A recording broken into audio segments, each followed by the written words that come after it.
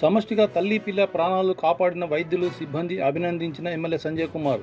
జగిత్యాల జిల్లా కేంద్రంలోని మాతా శిశు ఆసుపత్రిలో ఆకస్మికంగా సందర్శించి పిల్లల కంటి వార్డులను పరిశీలించిన జగిత్యాల ఎమ్మెల్యే డాక్టర్ సంజయ్ కుమార్.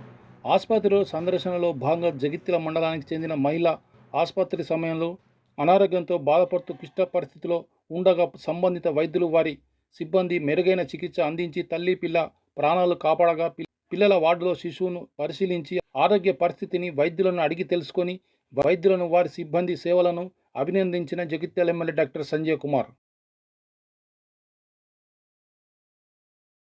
మాతా శిశు ఆసుపత్రి మరియు కంటి విభాగం వివిధ విభాగాలను పరిశీలించడానికి రావడం జరిగింది. మరీ ముఖ్యంగా చిన్న పిల్లల వార్డులో తల్లి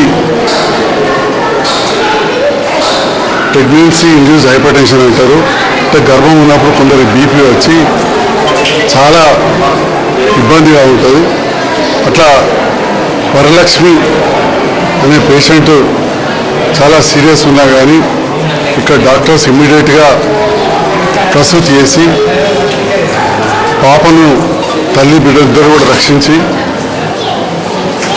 డాక్టర్ అరుణ గారు గైనకాలజిస్టు మరియు డాక్టర్ రాము గారు సూపరింటెండెంట్ గారి నేతృత్వంలో అనస్థిస్ట్ పీడియాట్రిషియన్స్ అందరూ కూడా ఫిజిషియన్స్ సమిష్టిగా పనిచేసి తల్లిని కార్డియాలజిస్ట్ దగ్గరికి గుండె వైద్య నిపుణుల దగ్గర పంపించడం జరిగింది.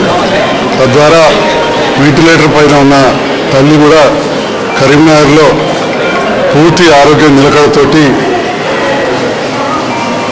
వెంటిలేటర్ కూడా తీసేయబడ్డది, బాగవుతున్నది. ఇక్కడ పాప ఆ బీపీ అవన్నీ ఉండేవి కాబట్టి అనుకున్నంత గ్రోత్ రాలేదు. అంటే బరువు 2.5 కిలోలు అట్లుంటే బాగుంటుంది, కానీ 1.5 కిలో మాత్రమే ఉండింది. ఇక్కడ పిల్లల డాక్టర్స్ ఇంతకుముందు మా మీడియా మిత్రులు కూడా చూసిండ్రు. దాదాపు 15 మంది పిల్లలను, అందులో ఈ వరలక్ష్మి బిడ్డను కూడా 1.5 కిలోలు ఉంటే ఆక్సిజన్ ఇచ్చి అదేవిధంగా ఫ్లూయిడ్స్ ఇచ్చి రక్షించడం జరుగుతూ ఉంది.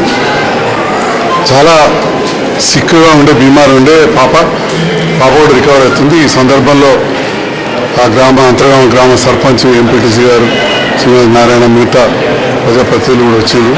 అందరూ కూడా చాలా మెచ్చుకుంటూ ఉన్నారు.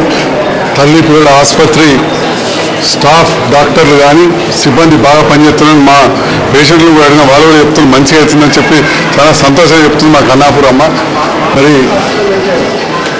సేవలు వినియోగించడం కాదు, సేవలు అందించడం కాదు. ఇప్పుడు తల్లి పిల్లల ఆసుపత్రిలో మంచాలు కూడా సరిపోని పరిస్థితుంది. నేను కూడా డైరెక్టర్ ఆఫ్ మెడికల్ ఎడ్యుకేషన్ తోటి మాట్లాడి ఇంకా అవసరమైన సిబ్బందిని కొన్ని డిపార్ట్మెంట్లో లేని వాళ్ళని కూడా ఇవ్వాలని చెప్పి ఫోన్ ద్వారా కోరడం జరిగింది.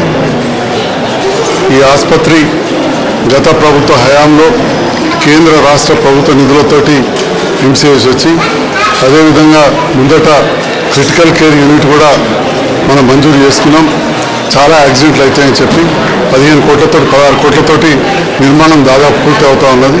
ఒక డాక్టర్గా నేను జగిత్యాల ప్రజల అభిమానంతో గెలిచి అన్ని రంగాలతో